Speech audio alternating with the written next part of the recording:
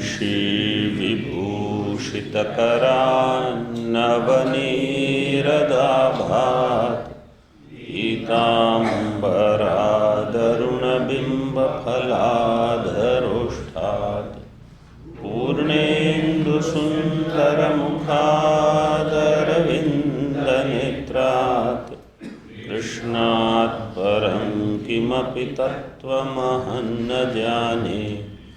शङ्करं शङ्कराचार्यं केशवं बादरायणं सूत्रभाष्यकृतौ वन्दे भगवन्तौ पुनः पुनः। ईश्वरो गुरुरात्मेति मूर्तिभेदविभागिने व्योमवद्व्याप्तदेहाय दक्षिणामूर्तये नमः। ओम शांति शांति शांति।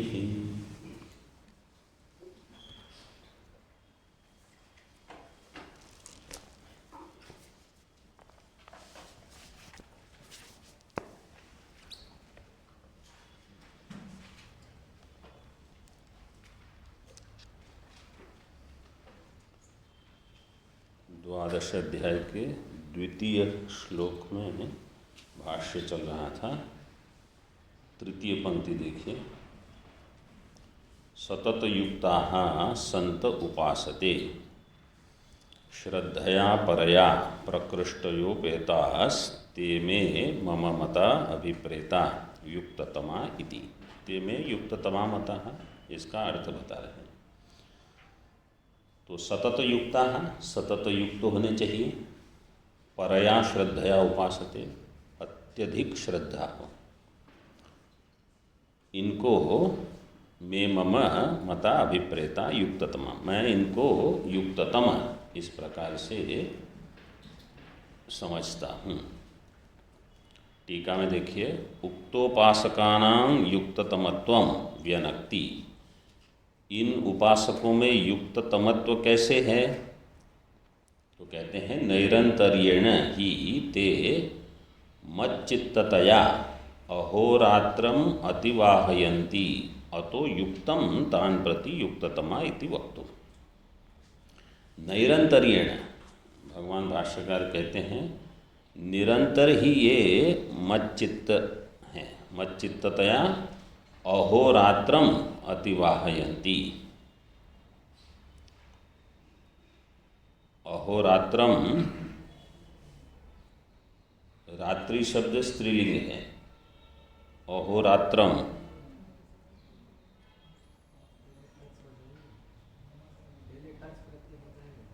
जी। फिर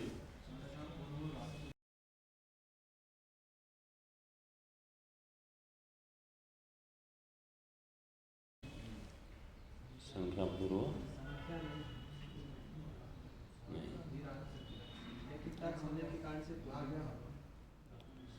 पुल्लिंग करके, हाँ, रात्राह्नाः पुंसी, और फिर समाहार द्वंद्व करके नपुंसकलिंग किया।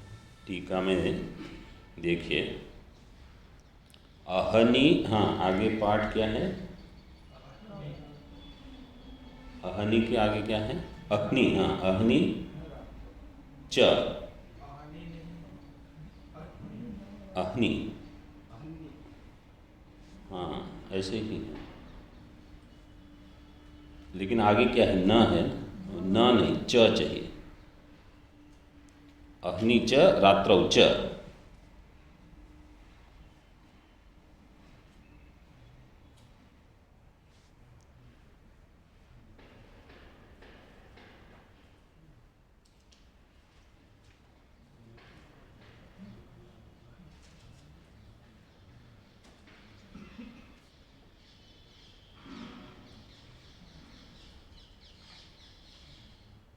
अग्नि ठीक है।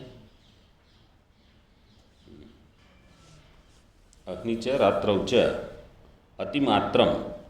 अतिमात्रम का ही अर्थ है अतिशयेन। अतिशयेन भाष्य में दिया है अतिवाहयन्ति। वह प्रापण धातु से वाहयंती णिच करके वाही बना के किया है। तो उसका अर्थ लेकिन टीकाकार देखो कैसे करते हैं। अहनिच रात्रौच मतलब दिन रात, अतिमात्रम उसका अर्थ किया अतिशयेन, मामेव विषयांतर विमुक्ताः चिंतयन्ति इत्यर्थः। मामेव चिंतयन्ति, मेरा ही चिंतन करते हैं। किस प्रकार से मेरा चिंतन? विषयांतर विमुक्ताः सन्तः, अन्य विषय का चिंतन नहीं करके केवल मेरा चिंतन करते हैं। ये मंद मध्यम अधिकारी के लिए है, बता रहे हैं। मतलब यहाँ तक पहुँचने के लिए भी बहुत साधना होती है। विषयांतर विमुक्ता चिंतयन्ति इत्यर्थः। अब श्लोक बोल लीजिए।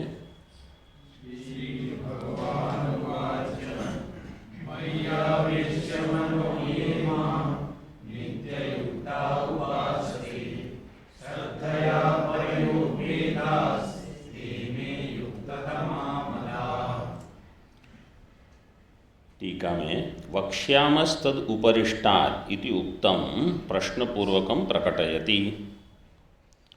पूर्व में भगवान भाष्यकार ने कहा, देखिए द्वितीय श्लोक की आरंभ में जो संगति लगाई है वहाँ कहा, ये तो अक्षरोपासकाः तान प्रति यद वक्तव्यम तद उपरिष्टाद वक्ष्यामः, ऐसे कहा। मिला ना सबको? हाँ, तद उपरिष्टाद। तो अभी टीकाकार कहते हैं वक्ष्यामः तद उपरिष्टात् इति उक्तम, आपने ऐसे पूर्व में कहा। उसको प्रश्नपूर्वकम प्रकटयति, प्रश्नपूर्वक उसको प्रकट करते हैं। किम इतरे युक्ततमा न भवन्ति। इतरे, इतर कौन है इसमें?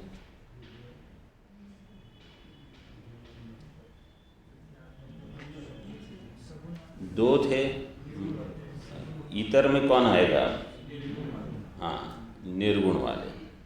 क्योंकि द्वितीय श्लोक किसके लिए था? मतलब विश्वरूप का, विश्वरूप वालों के लिए। और जो अब आगे जिसके लिए बताएंगे वो निर्गुण ब्रह्म ज्ञान के लिए जो प्रयत्न करते हैं। किम इतरे युक्ततमा न भवन्ति। कोई पूछता है कि वो जो अन्य है वो युक्ततम नहीं है, क्योंकि आपने पहले को ही कह दिया कि ये ही युक्ततम है, तो अभी उनका क्या होगा?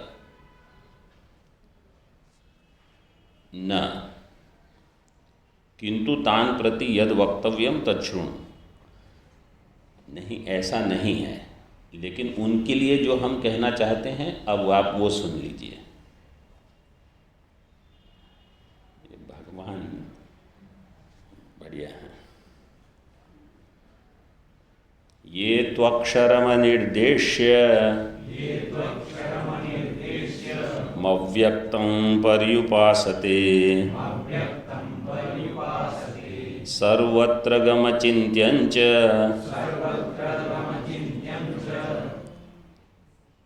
सर्वत्र के बाद जगह छोड़ने की आवश्यकता है। सर्वत्र गमचिन्त्यं च कूटस्थमचलं ध्रुवम्।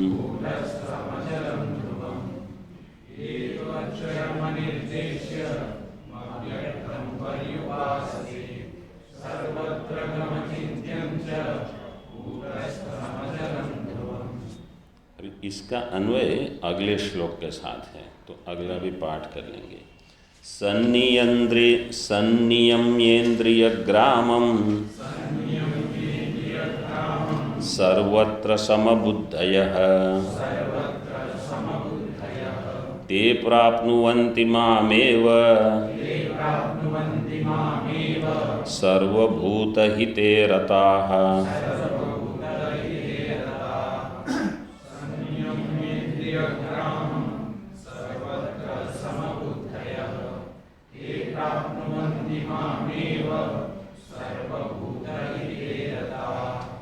यहाँ भी सर्वभूत और हिते के बीच कोई यति नहीं। अन्वय देखिए, क्योंकि इस तृतीय श्लोक में कहा ये और चतुर्थ श्लोक में कहा ते, तो उनको जोड़ना है। ये तू चतुर्थ श्लोक में सन्नियम्येन्द्रियग्रामम सर्वत्र समबुद्धयः।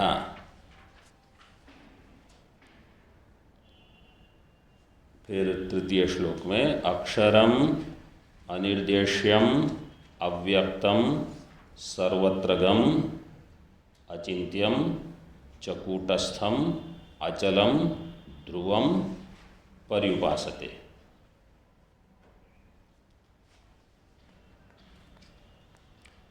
ते अगले श्लोक में सर्वभूतहिते रताः मामेव प्राप्नुवन्ति।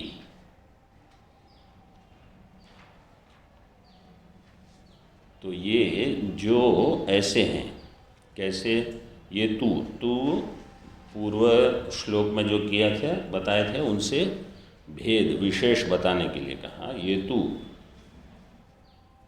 इंद्रिय ग्रामम संनियम्य, इंद्रिय समुदाय को जो ठीक ठीक नियमन करके सर्वत्र समबुद्धया, और सर्वत्र एक समबुद्धि रखते हैं। सर्वत्र का अर्थ है सर्वदा, समबुद्धया, और ऐसी बुद्धि रखकर चिंतन किसका करते हैं? अक्षरम अनिर्देश्यम, जो अक्षर है, अनिर्देश्य है, अव्यक्त है, सर्वत्र गम, जो सर्वव्यापी है, अचिंत्य है, कूटस्थ, अचल, ध्रुव, इसका चिंतन करते हैं। इनका एकाग्र भाव से इससे तादात्म्य करते हैं। पर्युपासते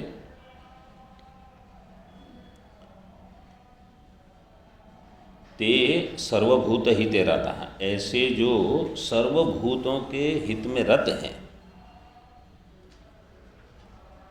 मामेव प्राप्नुवन्ति, वो मुझे ही प्राप्त करते हैं। तो जो विश्वरूप की उपासना करते हैं उनके लिए क्या कहा? ये युक्ततम है।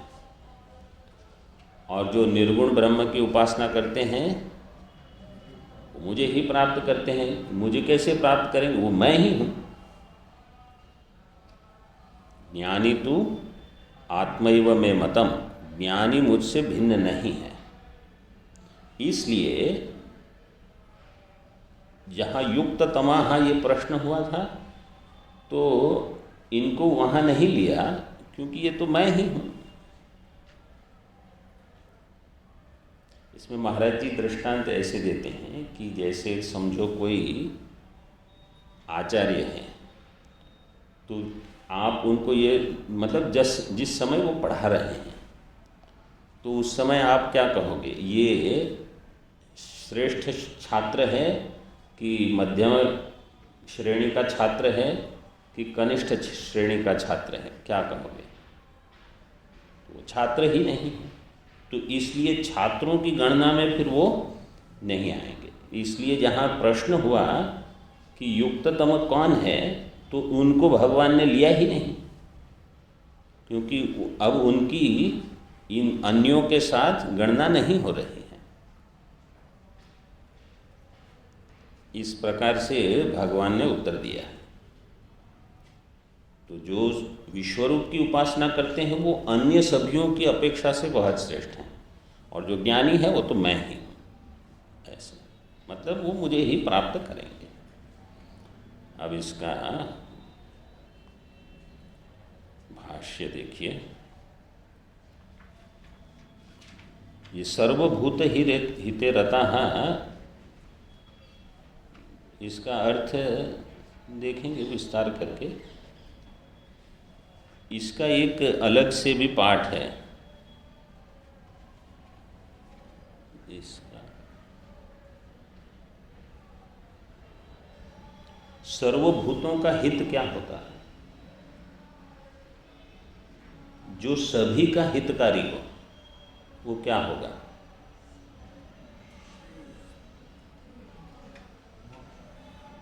मोक्ष। मोक्ष ही सभी के लिए हितकारी है। बंधन से छूटना ये ही एकमात्र हितकारी है।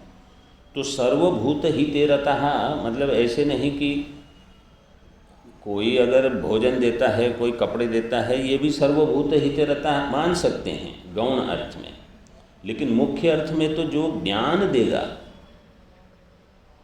वही सर्वभूत के हित में रत है। मुख्य अर्थ है ऐसे समझ, क्योंकि साधारण बुद्धि में हमको यही लगता है कि देखो कितनी सर्वभूत हिते रता है ये,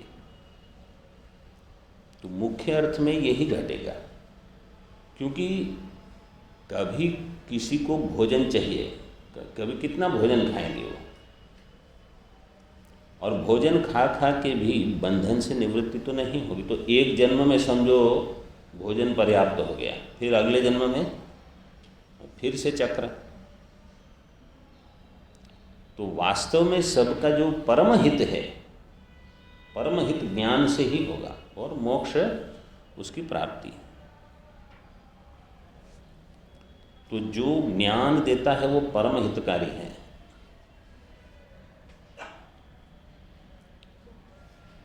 भाष्य में देखिए, ये तो अक्षरम अनिर्देश्यम अव्यक्तत्वाद अशब्द गोचरम इति न निर्देष्टुम शक्यते अतो अनिर्देश्यम। टीका में देखिए,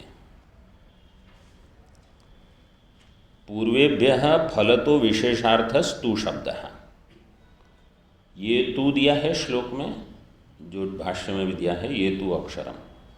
तो पूर्वेभ्यः विशेषार्थ, पूर्व में जो बताए द्वितीय श्लोक में जो विश्वरूप के उपासक हैं उनसे भेद कर रहे हैं। फलतः भेद, फलतः विशेषार्थ, मतलब उनको जो फल मिलेगा वो अन्य होगा। किसको? विश्वरूप उपासकों को। और इनको जो फल प्राप्त होगा ये अलग होगा, इनको मेरी ही प्राप्ति होगी ऐसे। तो फलतो विशेषार्थस्तु शब्द है। अव्यक्तम अनिर्देश्यत्वे हेतुरित्याह। अगला शब्द भाष्य में दिया है अनिर्देश्यम। ब्रह्म अनिर्देश्य क्यों है, उसका हेतु दे दिया अव्यक्तत्वात्। वो अव्यक्त है इसलिए अनिर्देश्य है। अनिर्देश्य का अर्थ क्या है? हाँ, उसका अर्थ क्या है? हाँ, मतलब निर्देश नहीं कर सकते, इसका अर्थ क्या है? मन वाणी का। हाँ हाँ, क्या कहा आपने?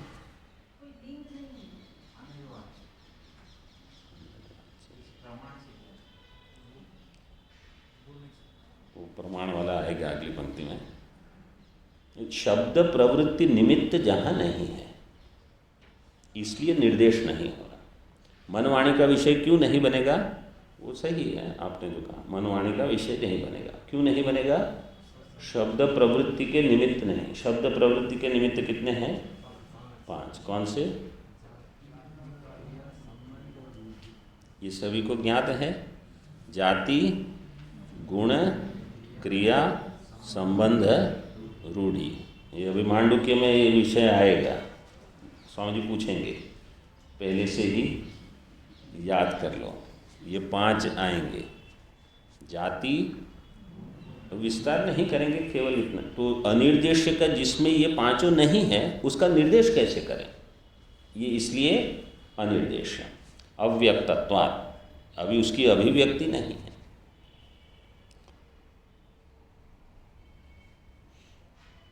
टीका में यतो अव्यक्तम अतो अनिर्देश्यम इति योजना। तो इसकी योजना कैसे है? चूंकि अव्यक्त है इसलिए अनिर्देश्य है, ऐसे। आगे भाष्य में अशब्द गोचरम देखो दिया है, अशब्द गोचरम। शब्द का गोचर नहीं है, शब्द का विषय नहीं, क्योंकि शब्द प्रवृत्ति का निमित्त वहाँ पहुँचता ही नहीं। ब्रह्म को शब्द प्रवृत्ति का निमित्त छू नहीं सकता, मतलब ये वाक्य प्रयोग है केवल। इति न निर्देष्टुम शक्यते अतो अनिर्देश्यम, इसलिए इसका निर्देश संभव नहीं है। तस्माद् अनिर्देश्यम। अव्यक्तम न केनापि प्रमाणेन व्यज्यते इति अव्यक्तम। अब किसी भी प्रमाण से इसकी अभिव्यक्ति नहीं होगी। तो वेदांत प्रमाण से अभिव्यक्ति होगी कि नहीं? वेदांत प्रमाण से अगर अभिव्यक्ति नहीं होगी तो हम क्या कर रहे हैं अभी? दिन रात क्या करते हैं? अगर वेदांत प्रमाण ब्रह्म की अभिव्यक्ति नहीं कर सकता तो अध्ययन का प्रयोजन क्या है? एक हाँ, लक्षणा से करेगा, मतलब प्रमाण ही लक्षणा से अभिव्यक्ति करेगा। हाँ, आप क्या कह रहे हैं? ज्ञान की अभिव्यक्ति, मतलब प्रश्न तो स्पष्ट है। भाष्यकार ने कह दिया केनापि प्रमाणेन न व्यज्यते, और हम कहते हैं वेदांत प्रमाण है। तो किस में प्रमाण है? हाँ, वृत्ति व्याप्ति में प्रमाण है, फल व्याप्ति में प्रमाण नहीं है। ठीक है, ये एक उत्तर है। मतलब ये उत्तर हम हमेशा दे देते हैं। भाष्य में इसी गीता में ही द्वितीय अध्याय में भगवान ने भाष्य में कहा कि ब्रह्म कैसा है, आत्मा कैसा है? अप्रमेय। वो प्रमेय नहीं है। प्रमेय श्लोक में ही दिया था, क्या बताया था उस समय? द्वितीय अध्याय का 18 श्लोक देखिए।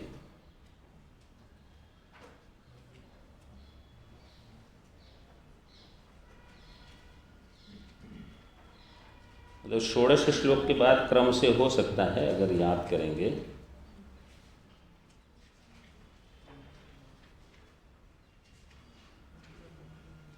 अंतवंत इमे देहा नित्यस्योक्ता शरीरिणः अनाशिनो अप्रमेय से। अप्रमेय है, आत्मा कैसा है?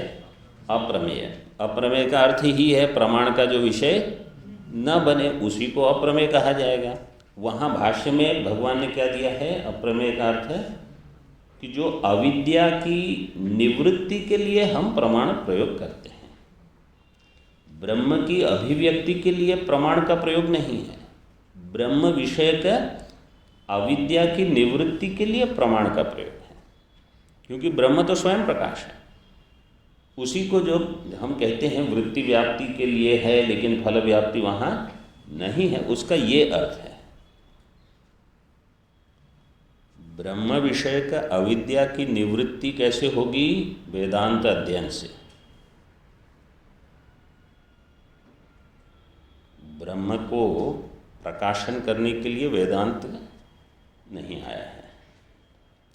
केनापि प्रमाणेन न व्यज्यते इति अव्यक्तम पर्युपासते परिसमन्तात् उपासते। समग्र रूप से उसकी उपासना करते हैं। टीका में देखिए, निरुपाधिके अक्षरे कथम उपासना इति पृच्छति। जो निरुपाधिक है अक्षर, उसमें उपासना कैसे होगी? ये प्रश्न पूछा है। तो अभी भगवान उसका उत्तर देते हैं। ठीक है, ये अगली जो पंक्ति है उसको थोड़ा मतलब एक विशेष ध्यान देना है वहाँ। उपासनम नाम यथाशास्त्रम उपास्यस्य अर्थस्य विषयीकरणेन सामीप्यम उपगम्य तैलधारावत् समान प्रत्यय प्रवाहेण दीर्घकालम यदासनम तद उपासनम आचक्षते। उपासनम नाम यथाशास्त्रम उपास्यस्य अर्थस्य विषयीकरणेन। उपासनम किसको कहते हैं? वो ऐसी ही एक परिभाषा छांदोग्य के आरंभ में ही भाष्य में दी है। देख लेना, छांदोग्य के उपोद्घात में उपासना के लिए। उपासनम नाम यथाशास्त्रम उपास्यस्य अर्थस्य। यथाशास्त्रम, अपनी मनमानी नहीं, जैसे शास्त्र में बताई गई है। यथाशास्त्रम उपास्यस्य अर्थस्य, जो उपास्य है आपका, तस्य अर्थस्य विषयीकरणेन सामीप्यम उपगम्य, उसको विषय बनाकर सामीप्यम उपगम्य। सामीप्य उसका अर्थ है साधारण उपासना कैसे करते हैं, जैसे कोई कहेगा हम शिव जी की उपासना करते हैं, महाविष्णु की करते हैं, तो उनके पास बैठकर चिंतन करते हैं, ऐसे यहाँ सामीप्य का अर्थ है बुद्धि उनके बिल्कुल करीब रहे, उसका अर्थ है तादात्म्य। कैसे हो? सामीप्यम तैलधारावत समान प्रत्यय प्रवाहेण, तो सतत वही प्रवाह चलता रहे। तैलधारावत, जलधारा नहीं कहा क्योंकि जल में स्निग्धता कम है ही, बहुत बिल्कुल कम है, तैल में अधिक है, वो गिरते रहेगा वो। तैलधारावत समान प्रत्यय प्रवाह, मतलब जो इसको हम कहते हैं सजातीय प्रवाह, सजातीय प्रत्यय प्रवाह। समान का अर्थ लेना सजातीय प्रत्यय प्रवाहेण, और कितने समय के लिए? दीर्घ कालम। यद आसनम, ऐसा जो आसन है, तद उपासनम, उसको कहा जाएगा उपासनम। आचक्षते, आचक्षते इसका बहुवचन क्या होगा?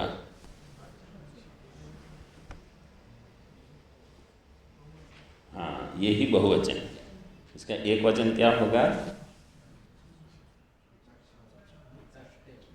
आचष्टे। द्विवचन आचक्षाते, ये बहुवचन है आचक्षते। अब ये जो परिभाषा है, ये निर्गुण ब्रह्म का जो चिंतन करते हैं उनके लिए भी यही है, क्योंकि प्रकरण तो वही चल रहा है, तृतीय श्लोक उनके लिए है। तो निर्गुण ब्रह्म का चिंतन हमें कैसे करना है, वो ये बता दिया है। एक तो यथाशास्त्रम, मतलब पहले तो श्रवण करो ठीक से। श्रवण मनन होने के पश्चात जो भी हमारा उपास्य है, उपास्य क्या है? निर्गुण ब्रह्म। उपास्य का अर्थ है चिंतन का अथवा ज्ञान का विषय। जो भी हमारे चिंतन का अथवा ज्ञान का विषय है, उसको विषय बनाकर, अब यहाँ विषय अन्यत्वेन नहीं होगा, आत्मत्वेन ही होगा। विषय बनाकर सामीप्यम उपगम्य, मतलब मैं ही ये हूँ, मैं ही ये ब्रह्म हूँ, इस प्रकार से चिंतन। लेकिन यहाँ जो जो जैसे शब्द दिए हैं ना, अक्षरम, अनिर्देश्यम, अव्यक्तम, सर्वत्रगम, अचिंत्यम, अब ये जितने शब्द हैं, इन शब्दों का अगर अर्थ स्पष्ट है तो इन शब्दों से प्रकाशन होगा बुद्धि में। अगर इन शब्दों का अर्थ ही स्पष्ट नहीं है तो आप केवल रट लोगे और कुछ समझ में ही नहीं आएगा कि मैं क्या कर रहा हूँ। मैं अक्षर हूँ, अव्यक्त हूँ, सर्वत्रग हूँ, अचिंत्य हूँ, केवल थोड़े शब्द का व्यवहार हो जाएगा। बुद्धि में उसका अर्थ प्रकट हो,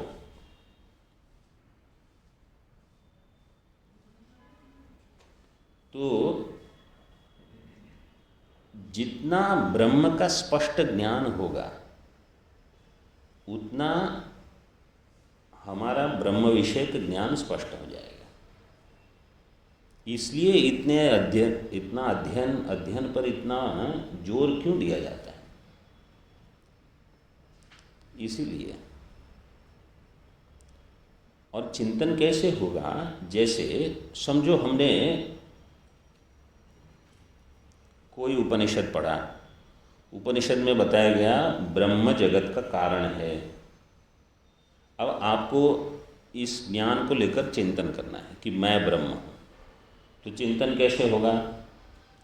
मैं जगत का कारण हूँ, क्योंकि मैं ब्रह्म हूँ, अब ब्रह्म जगत का कारण है, तो इसका अर्थ क्या हो गया? मैं जगत का कारण हूँ। अब मैं जगत का कारण कब होऊंगा? जब मैं शब्द का अर्थ लक्ष्यार्थ हो।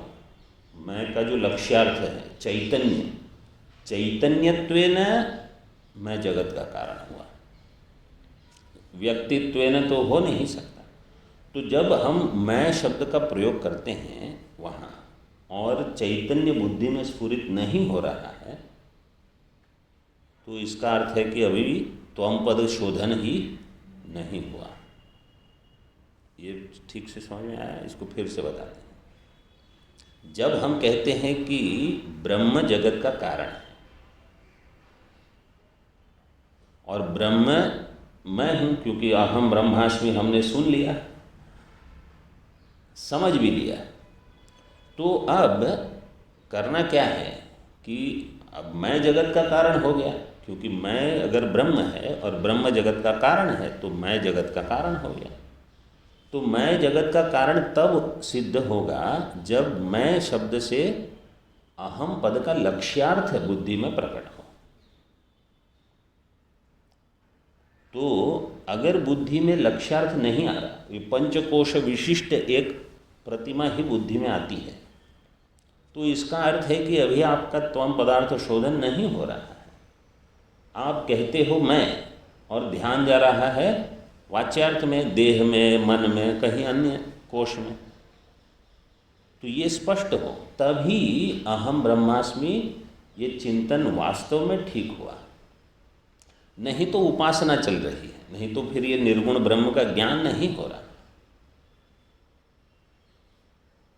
इसी प्रकार जितने भी अन्य, जैसे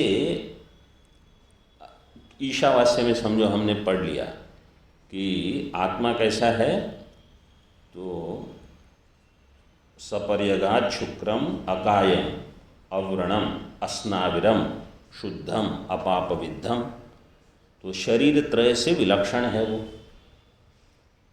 जिसमें स्थूल शरीर नहीं, सूक्ष्म शरीर नहीं, कारण शरीर नहीं।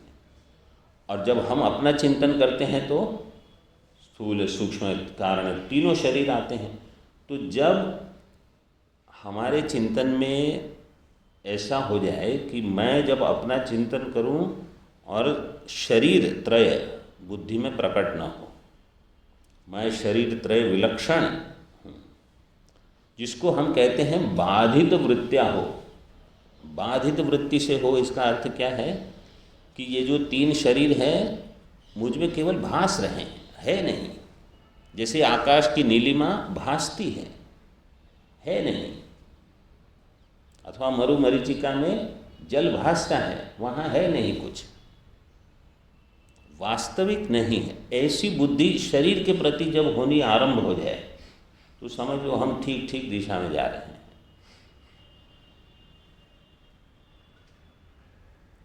ये इसका अर्थ है।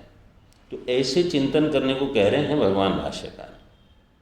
ये सामीप्य उपगम्य, और वो भी तैल धारावार, मतलब सतत ये चिंतन बना रहे दीर्घ काल का। अच्छा, समान प्रत्यय प्रवाह है। समान प्रत्यय का अर्थ है ये आवश्यक नहीं कि एक ही प्रत्यय चलता रहे, लेकिन सारे के सारे सजातीय। जैसे अगर ये प्रत्यय बना मैं अकर्ता हूँ, उसके बाद एक प्रत्यय बना मैं अभोक्ता हूँ, तो दोनों ठीक है, क्योंकि दोनों ब्रह्म के ही लक्षण में जाएंगे। तो अहम अकर्ता अस्मि, अहम अभोक्ता अस्मि, अहम निर्विकारोस्मि, अहम स्वयं प्रकाशोस्मि, अहम जगत कारणम अस्मि, तो ये सब सजातीय हैं। एक ही प्रत्यय हो ये आवश्यक नहीं है। ये आपने दृग्दृश्य विवेक महाराज जी ने चलाया था, उसमें जो समाधि के श्लोक हैं अंत में, एक है दृश्यानुविद्ध सविकल्प समाधि और एक है शब्दानुविद्ध सविकल्प समाधि। तो वहाँ अलग अलग शब्द दिए हैं, एक ही शब्द की आवृत्ति आवश्यक नहीं, भिन्न भिन्न शब्द हो, शब्दों को लेकर सविकल्प समाधि। फिर सविकल्प का जब अभ्यास होते रहेगा तो सविकल्प ही अपने आप में निर्विकल्प हो जाएगी। मतलब वहाँ समाधि का अभ्यास इसलिए आचार्य ने कहा है कि मन वहाँ टिक नहीं रहा, इसलिए आपको अलग से ये प्रयत्न करना पड़ेगा। जिनमें अत्यधिक सत्व है और जो स्वयं ही हो जाता है, उनको कहाँ प्रयास की आवश्यकता है, वो तो ऐसे ही कर लेंगे। लेकिन जैसे हमारा मन अगर बहिर्मुख अधिक है, अथवा यहाँ वहाँ भागते ही रहता है, एक विषय से अन्य विषय, शाखा ते शाखा पर जाएगी। जैसे बंदर एक शाखा से दूसरी, जंगल में जब हम जाते हैं ना टहलने, तो जाते समय वो कहाँ देखा, वही बंदर आते समय कहीं और। क्यों? वो एक जगह वो टिक ही नहीं पाएंगे। हमारा मन भी समान है, एक जगह पे टिकता नहीं ज़्यादा। तो इसलिए सजातीय प्रवृत्ति वास्तव में हमको सरल हो जाएगी कि समान प्रत्यय के बदले उसके सजातीय जो जो है सब चलेगा। जहाँ तक अगर ब्रह्म का ही चिंतन हो रहा है तो ठीक है। तैलधारावत समान प्रत्यय प्रवाहेण दीर्घ कालम। दीर्घ काल का दो प्रकार से अर्थ ले सकते हैं। एक है कि जिस समय हम कर रहे हैं तो कम से कम थोड़े समय तक ये वृत्ति चलती रहे, और दूसरा कि ऐसे नहीं कि 7 दिन तक तो कर लिया, अब और कितना करेंगे, तो 7 दिन में कुछ नहीं। जैसे एक ऐसे बताते हैं कथा, जैसे एक ब्राह्मण था, उसने अपने पुत्र को कहा गुरुकुल में भेजेंगे वेद अध्ययन करने को, तो भेज दिया। 4 दिन हो गए, 5वें दिन उसने पूछा, अरे पुत्र वापस घर क्यों नहीं आया? तो क्यों आज कैसे आ जाएगा? बोले 4 तो वेद हैं, 4 दिन तो हो गए। तो ऐसे दीर्घकाल का अर्थ है 4 वेद पढ़ने हैं तो कितना समय पढ़ना पड़ेगा। तो ये ऐसा है, जब तक वहाँ बुद्धि स्थिर न हो जाए तब तक वहीं रहे। दीर्घकालम यदासनम तदुपासनम आचक्षते। टीका में देखिए, अब शास्त्रतो अक्षरं ज्ञात्वा तदुपेत्य आत्मत्वेन उपगम्य उपासते। शास्त्रतः अक्षरम, अक्षरम का अर्थ है ब्रह्म, अक्षर ब्रह्म को शास्त्र से जानकर, तद उपेत्य आत्मत्वेन उपगम्य, फिर उसको उपेत्य जान करके, आत्मत्वेन, कैसे जानना है? आत्मत्वेन, अन्यत्वेन नहीं, आत्मत्वेन उपगम्य उपासते। उपासते का अर्थ क्या किया? तथैव तिष्ठन्ति। तथैव तिष्ठन्ति का अर्थ क्या है? ब्रह्म रूपेण तिष्ठन्ति, मैं ब्रह्म ही हूँ, ऐसे ही रहना, इसी भाव में रहना। जैसे पूर्व श्लोक में कहा अहनिच रात्रौच, दिन और रात, वेदांति के लिए भी अहोरात्रम। वो शांति मंत्र हम पाठ करते हैं ऋग्वेद का, क्या है वो? वांग में मनसी प्रतिष्ठिता, मनो में वाचि प्रतिष्ठितम, आविराविर्म एधि वेदस्य म आणिस्थः श्रुतम में माँ प्रहासी अनेनाधीतेन अहोरात्रान संदधामि। दिन रात में इसका अनुसंधान करो। वो दिन रात तो कब? और जैसे प्रसिद्ध श्लोक है आसुप्ते रामृते कालम नयेत वेदांत चिंतया, जब तक सो नहीं जाए तब तक वेदांत चिंतन, जब तक मृत्यु न हो तब तक वेदांत चिंतन। ये दीर्घ काल का अर्थ समझ में आ जाएगा फिर। मतलब आचार्य लोग की अपेक्षा क्या है? विवेक चूड़ामणि में भी एक ऐसे ही श्लोक है, निद्राया लोकवार्ताया शब्दादेरपि विस्मृते क्वचिन्नावसरम दत्वा चिंतयात्मानम आत्मनि। इन किसी को अवसर मत दो। निद्रा, निद्राया लोकवार्ताया, लोकवार्ता मतलब ये कौन है, वो कौन है, ये कहाँ से आए, वो आपको क्या जानना है, ये सब लोकवार्ता है। वहाँ क्या हुआ, वहाँ क्या। निद्राया लोकवार्ताया शब्दादेरपि विस्मृते, जब तक हम शब्द स्पर्श रूप को ही भूल जाएं तब तक ब्रह्म में मन लगाना। ऐसा भाष्य का भगवान का ही श्लोक है।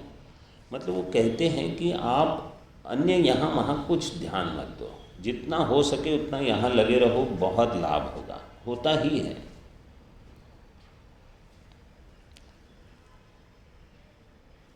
ऐसा नहीं है कि जब हम इसके बारे में बोलते हैं तो हम इस यहाँ स्थित हैं, हमारी भी ये स्थिति नहीं है, लेकिन जितना हम ये सुनेंगे ना तो बुद्धि को कम से कम लगेगा कि अभी प्रयास अधिक करना होगा, अधिक कर सकते हैं। नहीं तो तुरंत ही ये तुष्टि आ जाती है, अब बहुत हो गया। तो ये ना हो, जब तक आँख अपने आप ही बंद ना हो जाए तब तक ये करते रहना है। आत्मत्वेन उपगम्य उपासते तथैव तिष्ठन्ति पूर्णचिद एकतानम अक्षरम आत्मानम एव सदा भावयन्ति। पूर्ण चैतन्य एकतानम, एक ही जो तनु विस्तार है, जो सभी जगह अनंत रूप से है, अक्षरम आत्मानमेव सदा भावयन्ति इति एतद् इह विवक्षितम् इत्याह। यथा, यथा से यथाशास्त्रम, इस प्रकार से अन्वय है। अब देखिए, आनंद गिरि जी ने जो प्रश्न पूछा था उपासनम प्रतीक के पहले, वो क्या था? निरुपाधिके अक्षरे कथम उपासना, जो निरुपाधिक है उसमें उपासना कैसे होगी? तो उसका उत्तर दिया कि निरुपाधिक को भी जब चिंतन करते हैं ऐसे, उसी के लिए उपासना शब्द प्रयोग करना है।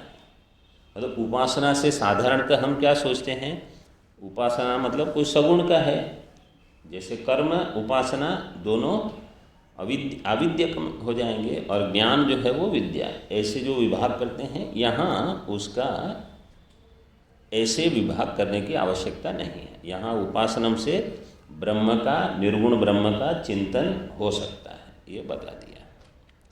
आगे देखिए टीका में, अव्यक्तत्वम एव अचिंत्यत्वेपि हेतुरित्याह। अव्यक्तत्वम ही अचिंत्यत्व में हेतु है।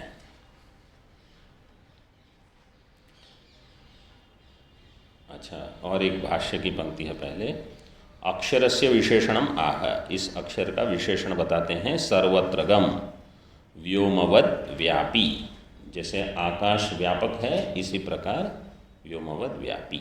आगे अचिंत्यंच, अव्यक्तत्वाद अचिंत्यम, चूँकि वो अव्यक्त है इसलिए अचिंत्य है। अब देखिए, ब्रह्म के लिए शब्द दिया अचिंत्यम, और आदेश क्या है? अचिंत्यम का चिंतन करो। अचिंत्यम है, चिंतन क्या करना है? ब्रह्म का। कैसा है ब्रह्म? तो इसका अर्थ क्या समझ में आया?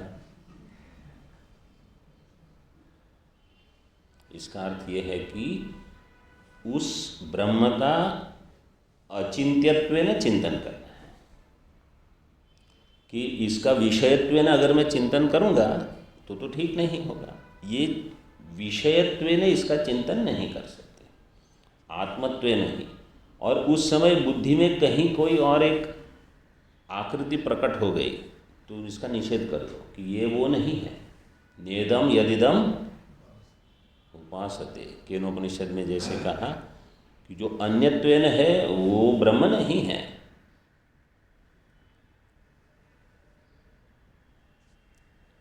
मतलब जब हम शास्त्र का ठीक ठीक विचार करते हैं तो ऐसे पद में प्रश्न होना ही चाहिए कि ये क्या आप कह रहे हो अचिंत्य है और आप कह रहे हो उसका चिंतन भी करो, तो उसका उत्तर भी कहीं हमको प्राप्त हो।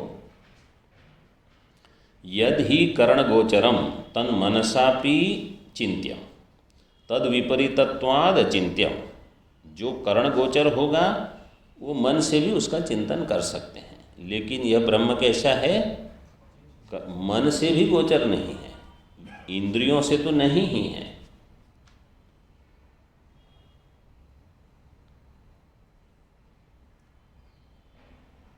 तद विपरीतत्वाद अचिंत्यम अक्षरम। अब इसके आगे कूटस्थ शब्द है, टीका में देखिए, कूट शब्दस्य उक्तार्थत्वं वृद्ध प्रयोगतः साधयति कूट रूपम इति।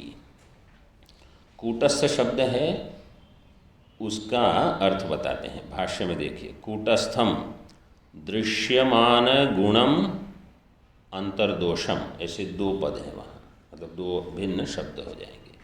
दृश्यमान गुणम, दृश्यमान गुणम में बहुव्रीहि समास।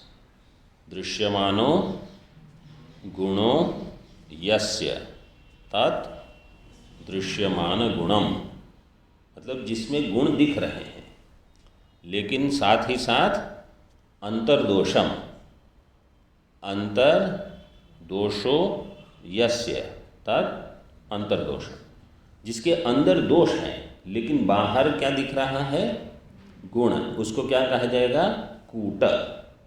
ये कूट शब्द बताया पहले। कूट शब्द के अन्य अर्थ जैसे वंचना, मतलब छल, बाहर कुछ है लेकिन अंदर कुछ और हो तो उसको कूट कहा जाएगा। तो माया के लिए कूट शब्द है। उस माया में जो स्थित है उसको कहा जाएगा कूटस्थ। तो कूटस्थम दृश्यमान गुणम अंतर्दोषम वस्तु कूटम, कूट रूपम, कूट साक्ष्यम इत्यादो कूट शब्द प्रसिद्धो लोके। इन सब में कूट शब्द प्रसिद्ध है। फिर उसमें जो स्थित है उसको कूटस्थ कहा जाएगा। इसको अगले पाठ में देखेंगे। ओम पूर्णमदः पूर्णमिदं पूर्णात् पूर्णमुदच्यते